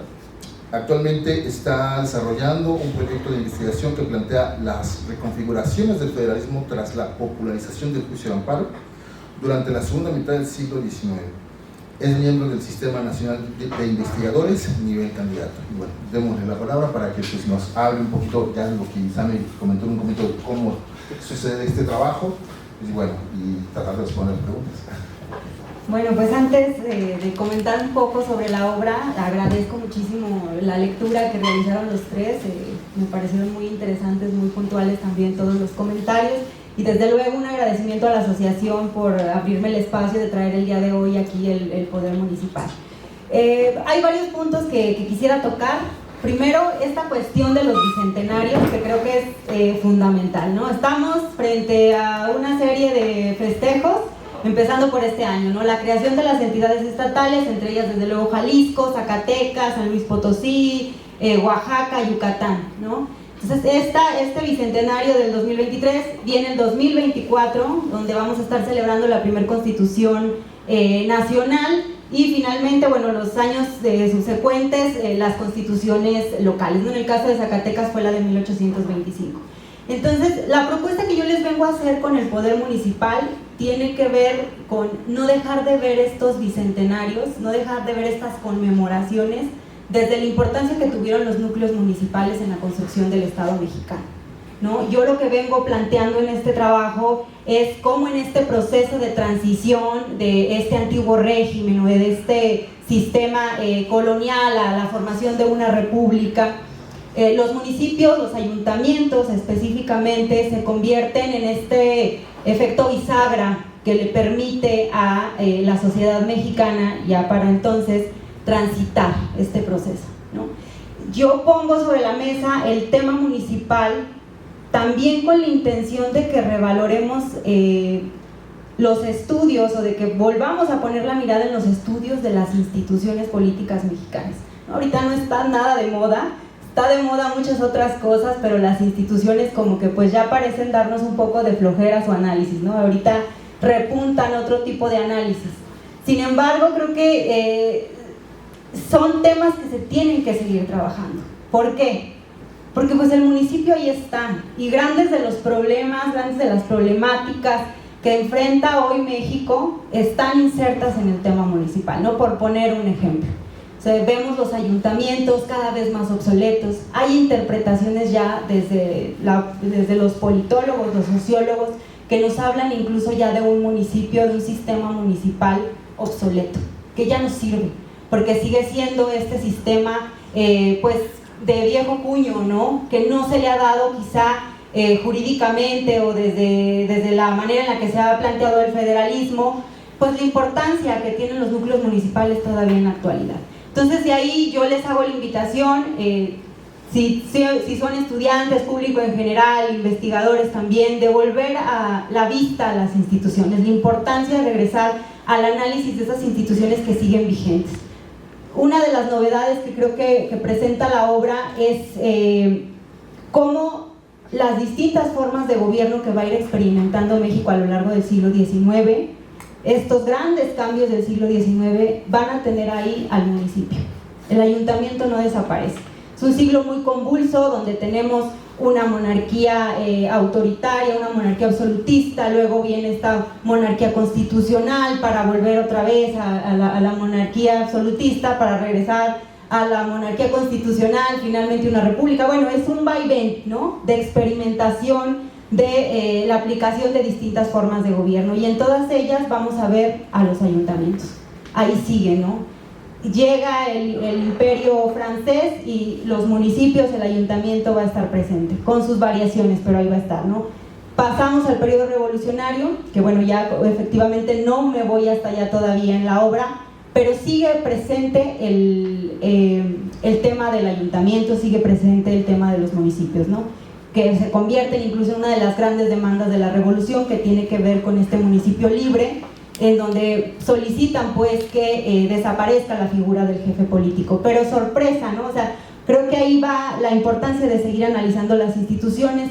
La revolución realmente, yo les pregunto, ¿permitió o nos llevó hacia una libertad municipal? Creo que vale la pena pues como empezar desde esta historia, desde este ayuntamiento constitucional, a analizar qué es lo que sucede, ¿no? Realmente nos llevó esas demandas sociales del 17 al establecimiento de un municipio libre. Es lo que tenemos el día de hoy, valdría la pena preguntarnos, ¿no? Y yo la respuesta que le doy, y que creo que lo voy planteando desde aquí, es que el municipio no se puede ver de manera aislada, no se puede ver únicamente como esos pequeños núcleos. No, el municipio es parte del pacto federal, ¿no? Este pacto federal que sigue vigente hasta el día de hoy, y está ahí, solamente que el pacto ha tendido hacia otro tipo de características que no se veían en el 19. Ahora vemos un federalismo más centralizado, donde los estados no tienen el protagonismo que tuvieron en esta época, porque creo que otra de las novedades que presenta la obra es que muestra cómo los estados fueron punta de lanza en la construcción de este constitucionalismo mexicano, de esta tradición constitucional. Muchas de las novedades constitucionales que tenemos en México se plantearon primero en las constituciones estatales antes de plantearse en esas constituciones federales. Y hay muchísimos ejemplos, ¿no? En los procesos de elección directa, que se plantearon en un inicio como indirecta, pero que fueron los estados los que pusieron en sus constituciones locales esta norma. Ya, los procesos electorales van a ser directos, populares, ¿no? El juicio de amparo, que vino a fortalecer enormemente este poder judicial de la federación, que ahora se ha convertido en un cáncer para nuestro país, ¿no? Ese poder que nadie puede contra el poder judicial, ni siquiera AMLO, y lo hemos visto, ¿no? Entonces, justamente creo que regresar a estas explicaciones históricas de carácter jurídico, de carácter constitucional, de carácter político, institucional, vale la pena, porque nos permite explicar mucho de lo que estamos viviendo ahora, y creo que nos permite también revisar esa trayectoria, ¿no? Por eso creo que aquí lo pongo así, a través de la experiencia, de esa trayectoria que tuvieron los municipios. Y bueno, pues ya tratando como de responder un poco a los cuestionamientos, primero, pues creo que sí puede ser un análisis que se traslade a otro tipo de entidades. Pienso en Hidalgo, por ejemplo, que Hidalgo sí lo puso en su constitución, que el municipio fuera un cuarto poder, ¿no? En el caso de la experiencia hidalguense. En la mayoría de los estados, los ayuntamientos fueron esa institución medular de los procesos electorales. Lo llevaban a cabo los ayuntamientos. No era, o sea, ahora ya sabemos es otra institución la que se encarga pues de llevar a cabo los procesos electorales, pero en ese periodo en todas las entidades eran los ayuntamientos. O sea, tenían una relevancia totalmente distinta, creo, a la que se logra tener ahora. Pero en ese caso creo que sí se puede trasladar. Pienso en el caso de San Luis Potosí, donde incluso se ha mostrado, hay investigaciones que han mostrado la dinámica que llegaron a tener los ayuntamientos, cómo maniobraban, ¿no? Por ejemplo, pienso en los primeros procesos electorales que se dieron, donde pues no todos podían ser ciudadanos, ¿verdad? Para empezar, no todos podían votar, pero pues ya dentro de los núcleos municipales, pues ahí se colaban aquellos aunque no supieran leer ni escribir. O sea, hay investigaciones que lo han mostrado, entonces creo que sí, creo que por ahí puede ser aplicable y necesario. Creo que sí es necesario incluso que se empiece a abordar esta construcción del Estado mexicano desde el tema municipal. Las fuentes, sí, un tema interesante. Yo realicé una investigación sobre el ayuntamiento específicamente de Zacatecas a través de las actas de Cabildo. Desafortunadamente a mí las actas de Cabildo, cuando hice ese análisis, no me dieron lo que yo estaba buscando, ¿sí? ¿Cuál fue esa relación?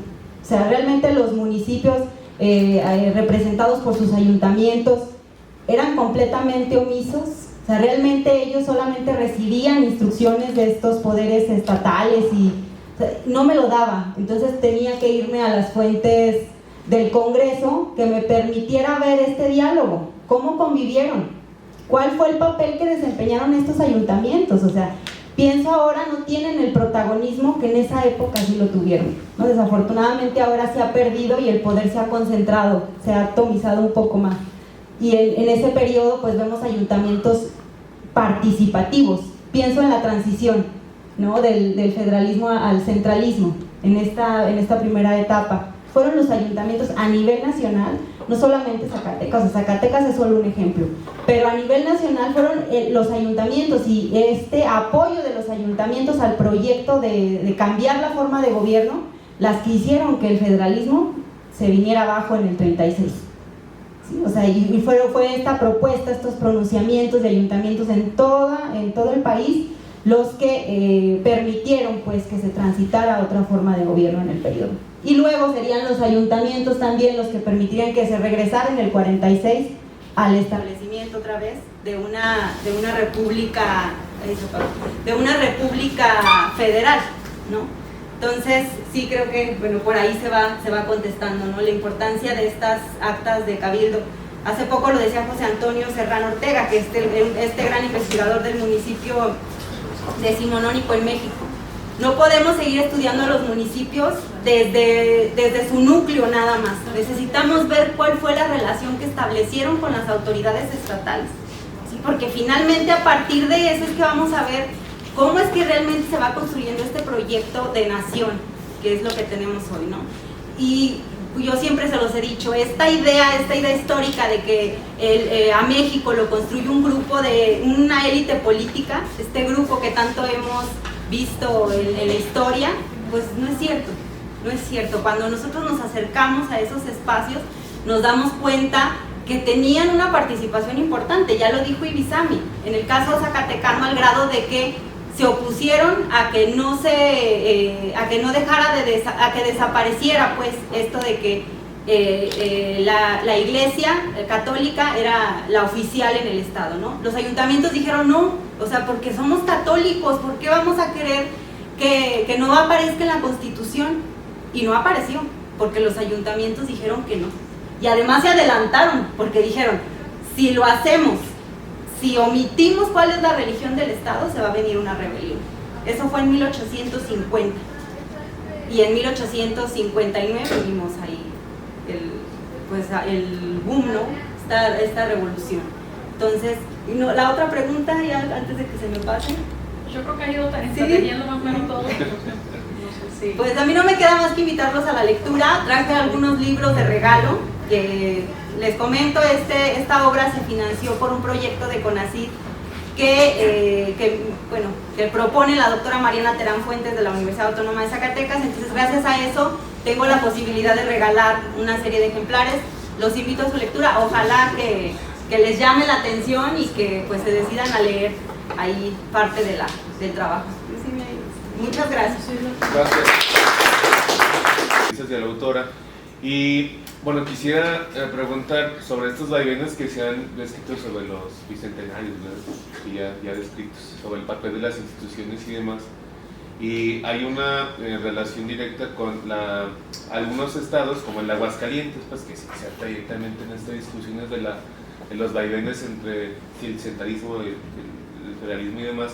Y de cómo es un ejemplo, pues, o sea, que se puede un poquito ampliar, por ejemplo, en ese caso del Ayuntamiento de Aguascalientes, como por un lado está inserto dentro de Zacatecas como un estado muy reacio frente al federalismo, bueno, con el federalismo, pero a su vez, cómo trata de sujetar a rajatabla que la Villa de Aguascalientes esté todavía inserta pues este estado, aunque ya había más habitantes, económicamente empieza a ser más importante que Zacatecas, y que bueno, es el punto de quiebre en el 35, ¿eh? Pero si pudiera ampliar un poquito más como este papel de como este ayuntamiento que se convierte en estado como tal, y de cómo se inserta pues dentro de estos vaivenes entre la idea del federalismo y el centralismo. Pues sí, vamos a tener distintas experiencias. de acuerdo al ayuntamiento, ¿no? Definitivamente Aguascalientes pues sí fue un caso distinto a los ayuntamientos que estuvieron en la entidad zacatecana, ¿no? Este interés constante desde la Primera República por conformarse como Estado, ¿no? Lo logran en el 35 debido a la transición, al cambio de la forma de gobierno, pero regresan otra vez en el 46. Una vez que se retorna al federalismo, pues Aguascalientes deja de ser departamento en ese momento y pasa a ser nuevamente ayuntamiento del estado de Zacatecas. Ya para este periodo, esta segunda vigencia como ayuntamiento, realmente ya no va a haber mucha oposición por parte del Congreso Estatal para que Aguascalientes ya se forme como entidad. Al inicio, pues claro que sí, ¿no? ¿Quién quería perder al ayuntamiento de Aguascalientes? O sea, pensemos en las implicaciones que eso tenía, empezando por el dinero. O sea, ya no nada más la cuestión de la relación política que se pudiera entablar, sino por la cuestión del cobro de impuestos. Era un territorio que finalmente se iba a perder. Pero bueno, ya era muy claro para el 46 que Aguascalientes había ya formado en esos pocos años, pues ahora sí que las condiciones necesarias que se requerían para poder formar una entidad, y finalmente me parece que es en la década de los 50 cuando Aguascalientes ya se separa definitivamente de Zacatecas. Pero sí, efectivamente, yo no abordo mucho el tema de Aguascalientes en el libro porque ha sido el que más se ha trabajado por la Universidad de Aguascalientes. Por allá ha habido muchos trabajos al respecto, de Reyes, me parece que Reyes es el que, Andrés Reyes es el que lo trabaja por allá. Por eso ya no me enfoqué en este ayuntamiento, sino que le di como espacio a los demás que no habían sido tan estudiados, pero bueno, efectivamente Aguascalientes es emblemático. Sí. Solamente felicitarlos a todos, creo que las intervenciones son muy precisas, muy concretas. La Asociación de Historiadores, a su vez, qué bueno que tiene este empuje para estar organizando este tipo de eventos y que así se sigan sumando, y nada más hacer una aportación en relación de, como dice el título del libro, del poder municipal, que ahora se ve afectado, aunque desde 1917 está en el artículo 115 constitucional la figura del municipio libre y habla de toda esta autonomía. Vemos que hay mucha posesión estatal sobre los municipios y que también hay muchas controversias constitucionales por los límites territoriales que no están bien definidos en nuestros días. Todavía tenemos muchos problemas de ese tipo en gran parte del país, y pues se debe de asumir que se tiene que hacer algo para que esto cambie. Felicidades, una gran presentación.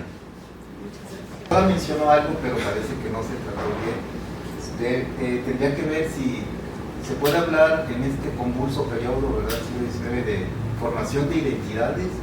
Hay una identidad que se da a través de esta conformación nacional, porque de por sí es difícil, ¿no? Pero y en ese siglo mucho más. Entonces no sé si se puede aportar.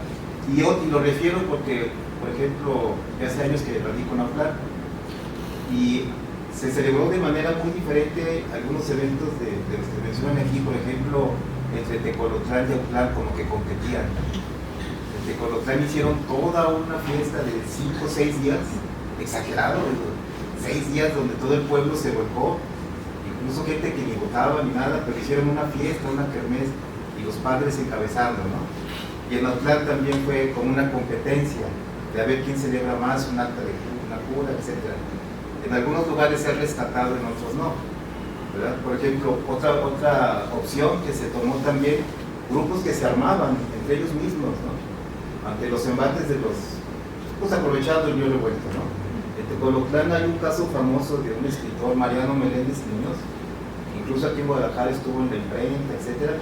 Y él mismo organizó un batallón de hombres libres, de que era gente del pueblo armado, ante los vaivenes. Lo chistoso es que a veces no sabían de qué lado estaban peleando. No les llegaban y seguían peleando, y resulta que el jefe ya era de otro partido, etc., ¿no? Entonces, en concreto es, si hay una relación, ¿verdad?, entre la identidad que se fue conformando, porque yo lo ligaría algo así simple, cómo lo celebraban, ¿no? Yo lo veo allí, por ejemplo, casos, ¿no?, en Jalisco, Tejo y Autlán, competían en esa época a ver quién hacía la fiesta más grande. Aunque al año siguiente hicieran una fiesta celebrando el triunfo del partido opositor. Muchas gracias. Sí, está bien. Mi pregunta va en cuanto a las pistas o los tips metodológicos que podrías brindar para quienes se quieran acercar a estudiar un municipio, porque precisamente no es lo mismo un Zacatecas, un Guadalajara que un Compostela, ¿no? O sea, en la orilla o que no tiene la opción. O sea, ¿qué pistas nos puedes dar para la variedad o pluralidad de municipios? Porque ahí estaría un reto importante. Gracias. Bueno, en la misma tónica sobre las fuentes, casi la mayor parte de tu trabajo es sobre actas, ¿no? La vimos. Y los archivos municipales, ¿qué tal están de accesibles para hacer investigación sobre determinados municipios? Si hay archivos municipales o se reducen las expectativas, actas o algo así. Y la otra pregunta es, desde tu punto de vista, hay una gran diversidad de procesos en términos de gobiernos locales y estatales. Me llamó mucho el caso de que las jefaturas políticas son de elección popular, pero es a través también del gobierno municipal, de la cabecera, ¿no? Y en Jalisco no es así. En Jalisco, al menos en la primera parte de la República del 24, esa propuesta de ternas del Senado al gobernador, entonces el gobernador elige el jefe político.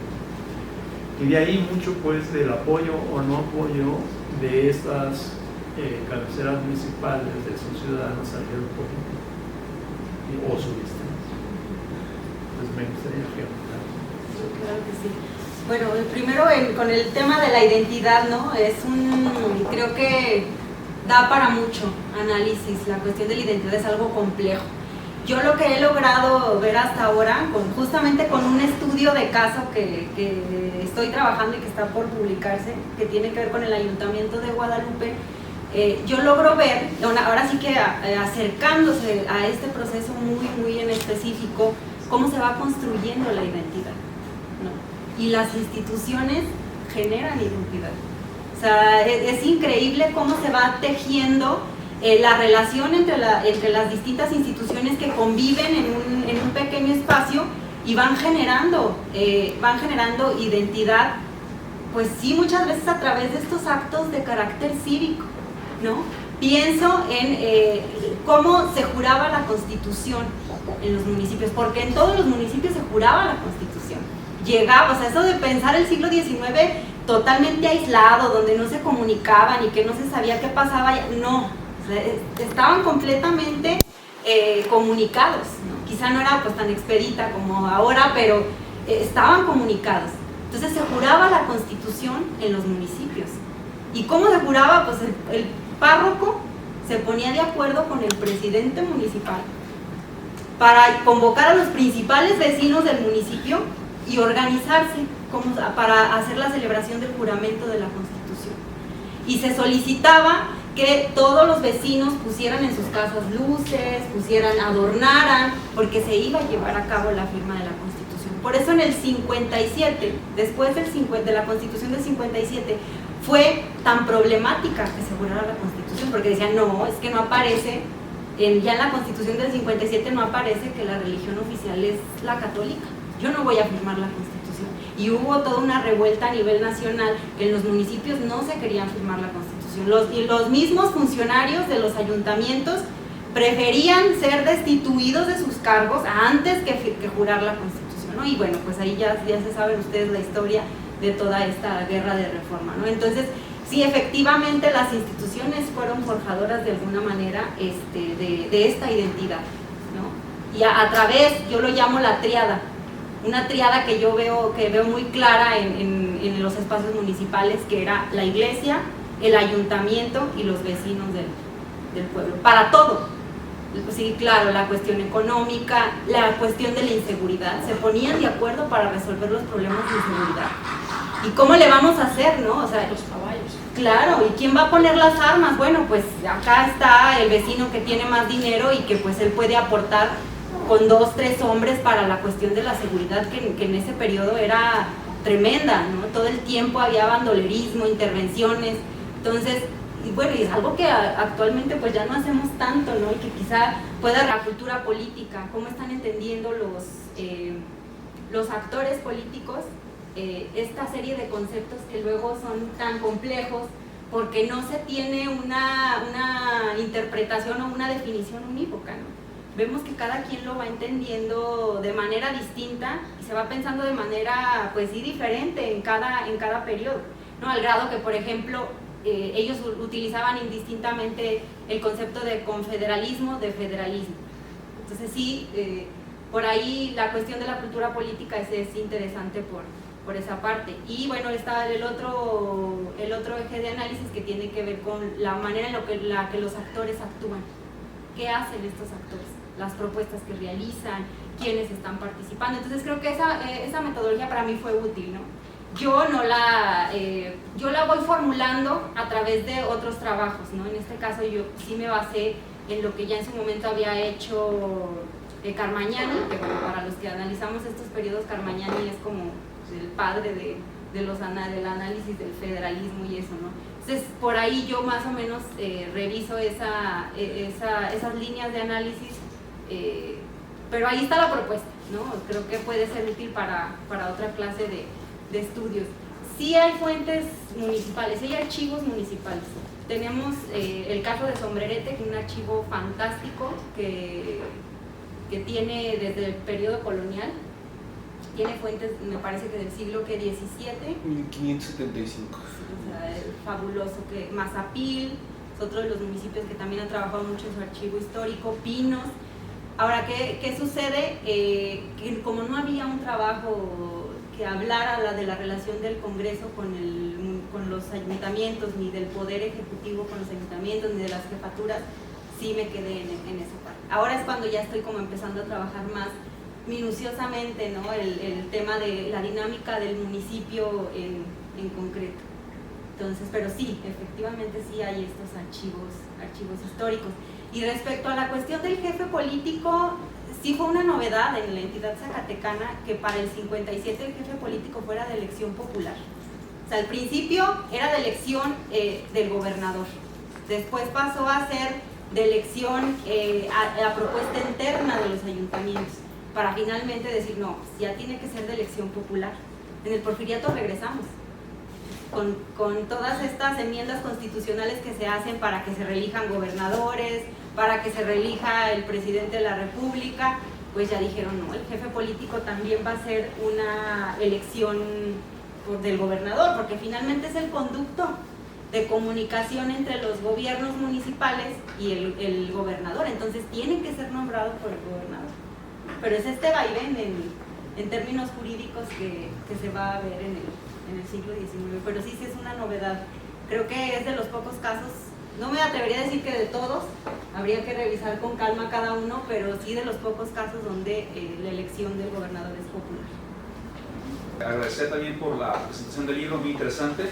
Mi comentario más bien por el lado justamente de ver cómo efectivamente los municipios han tenido incidencias sobre las cuestiones políticas a nivel estatal sobre todo. Por ejemplo, en mi caso de mi investigación de maestría, justamente pude ver cómo, por ejemplo, la jura de las reformas constitucionales, de la suma de las leyes de reforma a la Constitución del 57, también generaron un conflicto político muy fuerte en el interior de los municipios, llevando, por ejemplo, a que en Michoacán específicamente, prácticamente gran cantidad de municipios se quedaron sin autoridades debido a que no quisieron jurarlas. Entonces, de una forma u otra, aunque a lo mejor no tenían, por ejemplo, tanta incidencia como pudieron tener en Zacatecas por las cuestiones constitucionales, sí generaba una presión política fuerte dentro de la población, dentro de la clase política, y sí tenían una incidencia, por tanto, en cómo se estaban reformulando las instituciones a nivel estatal, y también me imagino que esto tuvo un efecto a nivel federal. Entonces, sí, me parece que la propuesta justamente de ver al municipio es muy importante, sobre todo también, por ejemplo, para quienes estudiamos la cuestión agraria, porque ha sido algo que ha sido relativamente poco estudiado por el siglo XIX, como por ejemplo hay una relación entre municipio y comunidad, y cómo pronto hubo conflictos y hubo alianzas y hubo formas de resistencia y de actuación entre ellos. Entonces, sí, me parece que es un aporte historiográfico muy importante. Muchas gracias. Y las peculiaridades, ¿no? Las peculiaridades que presenta cada caso. Yo, por ejemplo, aquí muestro cómo el pueblo de Huanusco dice, en este contexto justamente de las leyes de reforma, de la guerra de reforma, Huanusco dice, pues es que el cura no quiere cumplir con sus tareas, no quiere casar, no quiere bautizar, no quiere... Entonces nosotros como pueblo estamos dispuestos a tomar las armas para defender el sistema federal siempre y cuando el gobierno haga cumplir al cura con su deber, ¿no? Entonces sí hay cada caso. Hay otros, por ejemplo el de Guadalupe, que bueno, por su tradición ahora sí, por el Colegio de Propaganda FIDE, pues ahí sí fueron más herméticos, ¿no? Y hubo más apoyo por parte de la población al ala de religiosos que estaban en contra de las leyes de reforma. En el caso de que, por ejemplo, escondían en sus casas todos aquellos objetos de valor de las iglesias, que pues en ese caso, en la guerra pues se los iban a llevar, ¿no? Iban a saquear las iglesias. Entonces, lo que hacían los párrocos era que iban con estos vecinos más religiosos de mayor confianza y guárdamelo. Y los guardaban, los escondían en sus casas para que no se los pudieran llevar. Lo esconden. Una pregunta, ¿eso te llevó a regresar al archivo eclesiástico y ver cómo estaba el municipio con el archivo, con sus curas? No llegué a esa parte. No revisé el eclesiástico, pero revisé las cartas, los informes que se enviaban, ¿no? Y ahí aparecían esos detallitos. Sí. Ahí es donde aparecían, o sea, los reportes que hacía el jefe político Esa dinámica eclesiástica tiene que ver directamente con Guadalajara, ¿no? Con la diócesis de Guadalajara y con Durango. O sea, Zacatecas no contaba con diócesis en el 57. Los ayuntamientos habían pugnado nuevamente por crear una diócesis en el 54, al ver el caso potosino, ¿no? Que se había creado en ese mismo año. No lo logran, pero pues hay un doble faltante. Primero, pues no hay un seminario coincidir. Entonces tienen que esperar a que Guadalajara mande o esperar a que Durango mande.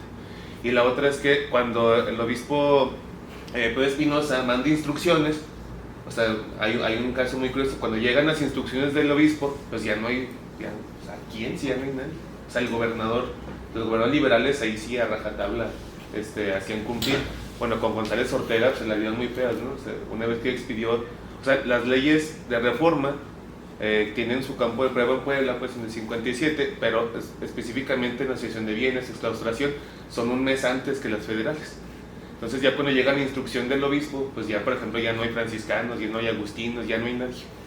Entonces llegan todas las instrucciones por una semana que tardaban en llegar a la capital, y prácticamente los ayuntamientos pues, le preguntaban el gobernador, pues digamos no había una capacidad de negociación con la autoridad eclesiástica, porque no hay autoridad eclesiástica, y el cura, el de la parroquia mayor, Juan de Orellana, pues es expulsado del estado, y por lo tanto las parroquias se quedan sin sin párroco, y las órdenes religiosas pues son totalmente eliminadas, ¿no? O sea, nada más queda una. O sea, de hecho es muy interesante cómo ya cuando se promulga la ley de exclaustración federal, ya no hay órdenes regulares en el estado de Zacatecas, ninguna, y nunca regresan, más que una, que son las de Guadalupe. Hubo estos curas que no participaron en la rebelión, que dijeron, las cosas del Estado son del Estado y las cosas de la Iglesia son de la Iglesia, no hay por qué intervenir y yo voy a seguir